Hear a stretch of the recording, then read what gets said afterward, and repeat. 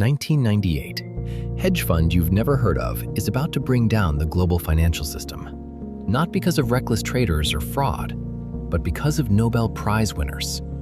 This is the story of long-term capital management and why being the smartest person in the room means nothing when you're gambling with borrowed money.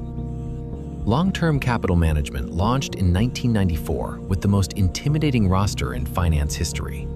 John Meriwether, legendary bond trader from Salomon Brothers, Myron Scholes and Robert Merton, who would win the Nobel Prize in Economics in 1997 for their work on derivatives pricing, and a team of PhDs with math so complex, most of Wall Street couldn't understand it.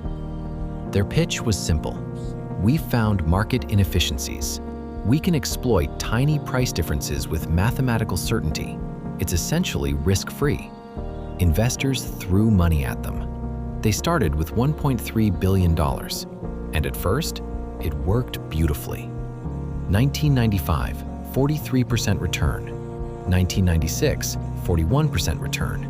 They were arbing tiny spreads, buying Italian bonds while selling German bonds, exploiting microscopic differences in prices that would eventually converge. The strategy was sound, the math was perfect. There was just one problem. The profits were tiny. To make real money on a 0.1% difference, you need scale. So they leveraged heavily. For every dollar they had, they borrowed 25 more, sometimes 100 more. They had $125 billion in assets with only $4 billion of actual capital. And everyone was fine with it, because look at who's running this thing. Nobel Prize winners. August 1998, Russia defaults on its debt. LTCM's models didn't predict this, but here's what the models really missed. When Russia defaulted, panicked investors fled to safety. Everyone rushed to US Treasury bonds at the same time. All those tiny price differences LTCM was betting on, they didn't converge. They diverged. Markets became irrational, and LTCM's mathematical certainty became mathematical catastrophe. In 6 weeks, they lost $4.6 billion. They were leveraged so heavily that they were on the hook for positions worth over $1 trillion.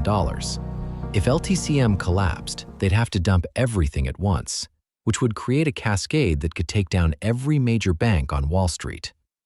The Federal Reserve stepped in, not with taxpayer money, but by orchestrating a bailout. They convinced 14 banks to inject $3.6 billion to keep LTCM alive long enough to unwind. Why?